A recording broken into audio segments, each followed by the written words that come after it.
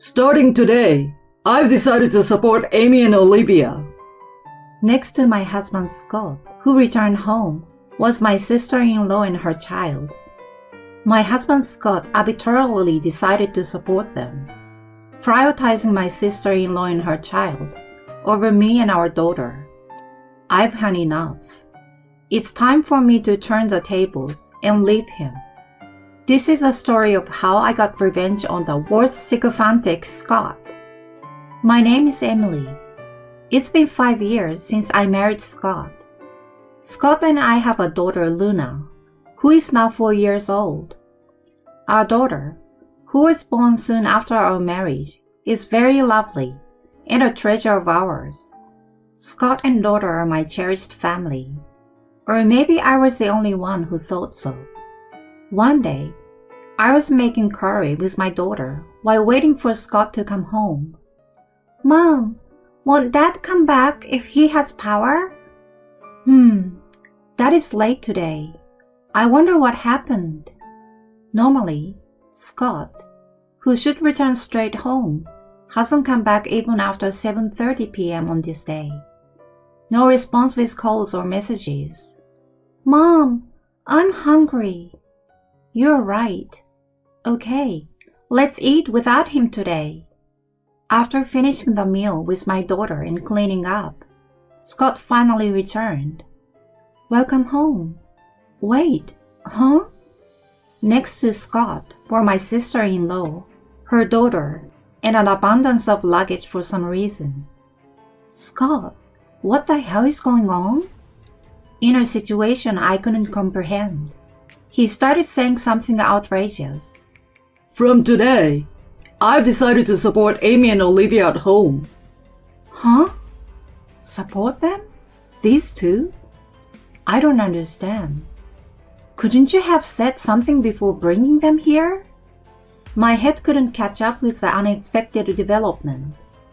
I managed to squeeze out some words. Support? Why all of a sudden? I haven't heard anything about it. It was decided abruptly, so what can you do? Amy had a fight with her husband, and that's why I got a call. Support? But specifically until when? We don't have extra rooms in our apartment. I expressed my concern indirectly, but my husband seems indifferent. Just lend your room. Huh? Mine? If you move to Luna's room, then there should be enough space for Amy and Olivia. What the hell is that? My husband casually forces me to endure. I can't understand why I should endure the inconvenience. I really don't understand. With a big smile on his face, my husband invited his sister and her daughter in, and gently told them both, From today on, make yourself at home here. Without so much as a sorry to bother you, the two of them barged into the house. They promptly sat on the sofa and started watching TV. I pulled my husband aside and questioned him in a hushed voice. "What do you mean by suddenly deciding to support these two?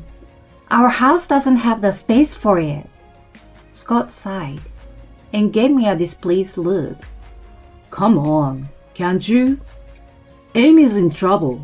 How can you be so indifferent? Don't you think you should at least consider helping her out a little? No, it's not that. I don't mind them staying at our place for a while, but supporting them is different, isn't it? At least they should contribute to the food expenses. What? Are you a miser too? Amy doesn't work, so obviously it's impossible. This is ridiculous.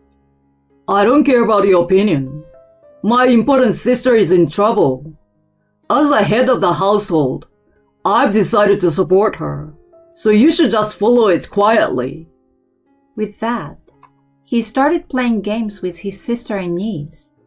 Moreover, the curry I had saved for tomorrow was eaten up by my husband, sister-in-law, and her child.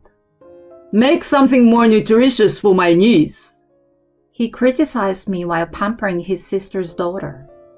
Had he ever thought about the nutrition in the meals for his own daughter?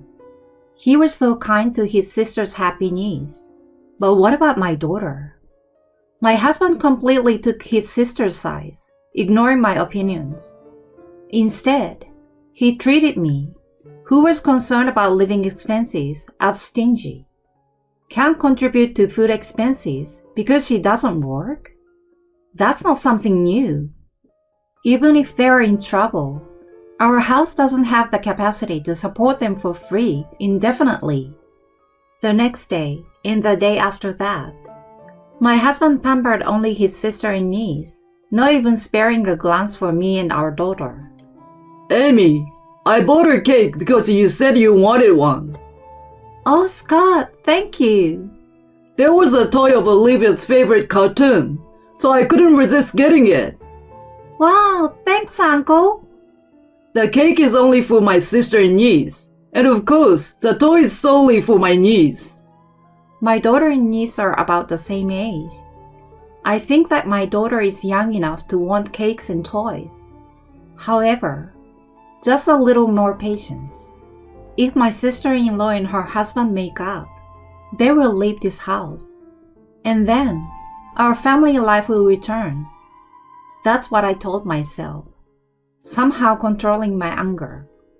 Then one day, my daughter said to me, "Mom, does Dad like Olivia more than me?" "Huh?" "Because he's always kind to Olivia. Dad doesn't respond when I talk to him." Saying that, my daughter had tears in her eyes. Feeling indescribable emotions, I hugged my daughter tightly. "It's okay, because Luna's dad is Papa." Even though I managed to defuse the situation at that moment, things couldn't continue like this. Later, I approached my husband, urging him to make changes. Luna is feeling lonely. It's fine to show affection to Olivia, but please, pay attention to Luna as well. Huh? Fine, I get it. It's annoying. Annoying? We have our own child, right? It's not Olivia, okay? Yeah, I get it. Luna can entertain herself, right? Despite conveying my daughter's feelings to my husband, the situation didn't improve easily. My daughter looked at my husband, who was happily playing with my niece, with sad eyes. However, my sister-in-law didn't take the place of my husband in caring for my daughter. My husband and sister-in-law were always focused on Olivia. I was the only one who cared about my daughter, but she still seemed somewhat lonely. By the time a month had passed since we moved in together, our lives were in shambles. Although I was barely making ends meet, my sister-in-law and niece had their way, and no matter how much I cleaned, the rooms were a mess, and I never had a moment to relax. I couldn't endure this life any longer. Finally, I approached my husband and brought up the conversation. "I've had enough. Seriously, think about what we are going to do in the future." What's gotten into you all of a sudden? We've been talking about this for a while, haven't we? Our living conditions are getting tougher. And what about Amy and her daughter? You're not thinking of living together forever, right? It can't be helped, right? She's still having issues with her husband. Then, you should either divorce or have a serious talk, right? It's been a month already. I've reached my limit. Please, consider the feelings of our family. Having such a conversation was sure to put my husband in a bad mood. Yet, for the sake of my daughter and the future of our family, it was crucial to have a proper discussion. Luna loves you a lot, you know. If her beloved dad is being overly kind to other kids, of course she will feel upset. I strongly conveyed our daughter's feelings more than mine. Considering he's a father, I thought if he understood how lonely our daughter must be, surely he'd change his attitude. However, What came out of my husband's mouth were unexpected words. Amy is my sister. Your family is particularly the same. So why can you say such cruel things? You're inhuman. Inhuman? Me? Suddenly hearing incomprehensible words, my thought came to a halt. I don't particularly dislike my sister-in-law and her daughter. I just felt that if the current situation continued, I needed to address it. Yet, my husband spoke as if I were the villain.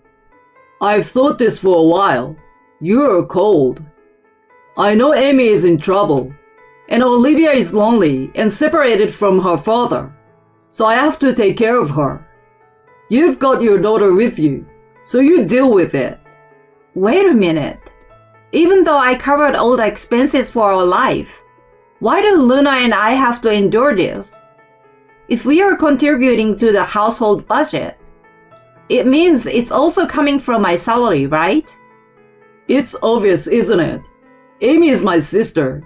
In other words, for you, who is my wife, she's family. Yet you're always saying such cold things. Aren't you ashamed of yourself? Raising his voice, my husband attacked me unilaterally, asserting that his life and Amy's life are important. He stared at me with cold eyes. To my disbelief, he even uttered words that were hard to believe.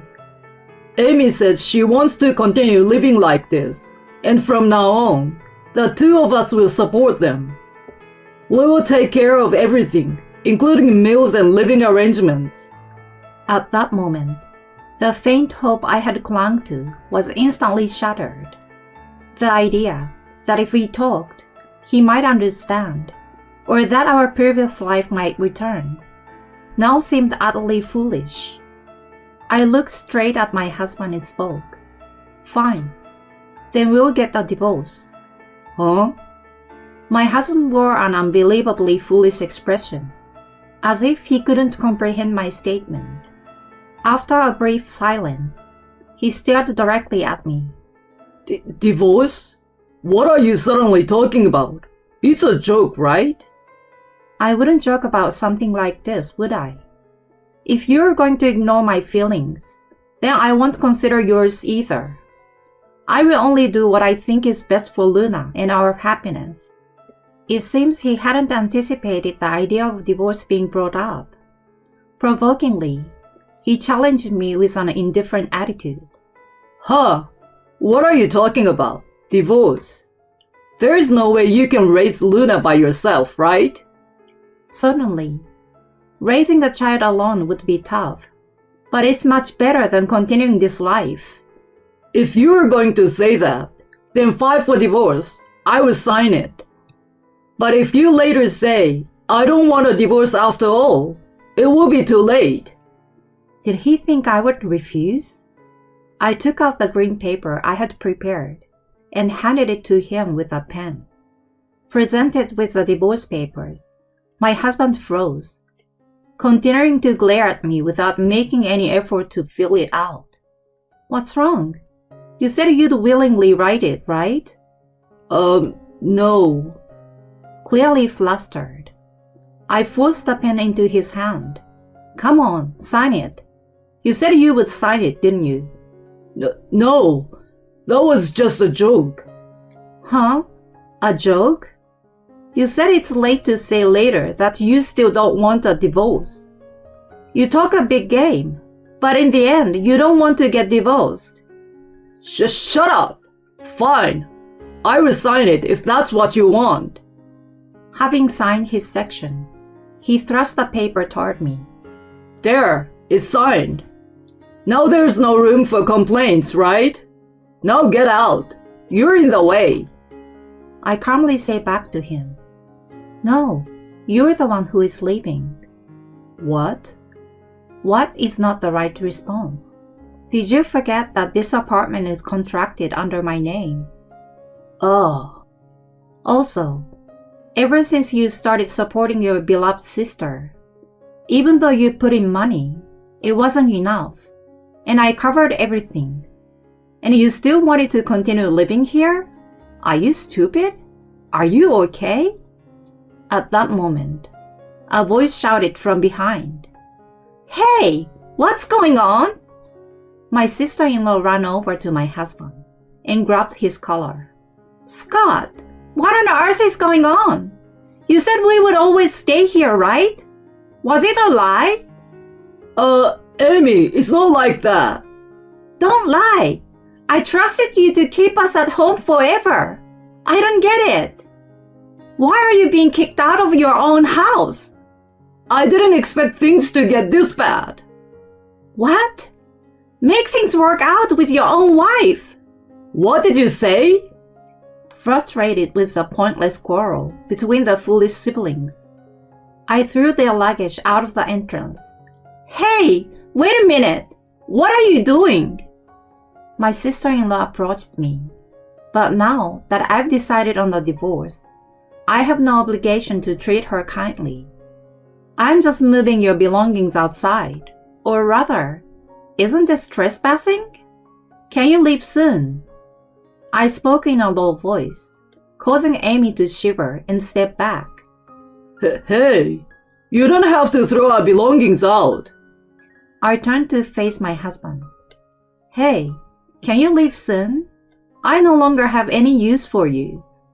You? How dare you say that to your own husband? I'm not a wife anymore, but an ex-wife. I didn't think you were such a cold person. Too bad. You stepped on my landmine. If you like that child more than your own, why not live happily together at 3? Where are we supposed to go if we live here? Are you planning to kick us out? I don't know. Do whatever you want. Come on, leave already. I might as well call the police. Confirming the reluctant departure of my husband and sister-in-law, I closed the door of the house. I would probably never see them again. Glancing around the room, I noticed my daughter looking at me with a puzzled expression. Mom, where's Dad? Sorry, Luna. Is it okay if it's just me and you from now on? My daughter hesitated for a moment, showing a thoughtful expression, but quickly returned to a smile. All I need is you, Mom. If I'm with you, Mom, that's all that matters. I hugged my daughter tightly as she ran towards me. Even without a husband like that, we will be fine. I'm sure we can be happy together, just the two of us. Days later, I repeatedly explained the situation and returned my husband's family's belongings to his parents' house. As expected, my husband and sister-in-law seems to have returned to their parents' house. However, it seems they were kicked out and disowned by their furious parents. They are currently living in a small apartment, rented with my ex-husband's money. Well, if that's what they wished for, it's their problem. I learned later that the reason for the dispute between my sister-in-law and her husband was her spending habits. Now, her husband is demanding back the money she spent. I receive disgusting messages from my ex-husband almost every day. I was wrong, so please forgive me. I love you and Luna the most. I want to go back to being a family. Of course, I didn't respond to any of them. They went straight to the trash. My daughter doesn't want to see her father anymore, so there's no intention of meeting him. To avoid being forcibly confronted, I plan to move soon. For the sake of my daughter, I want to shower her with a lot of love. Even without a father, I hope she can find happiness in her life.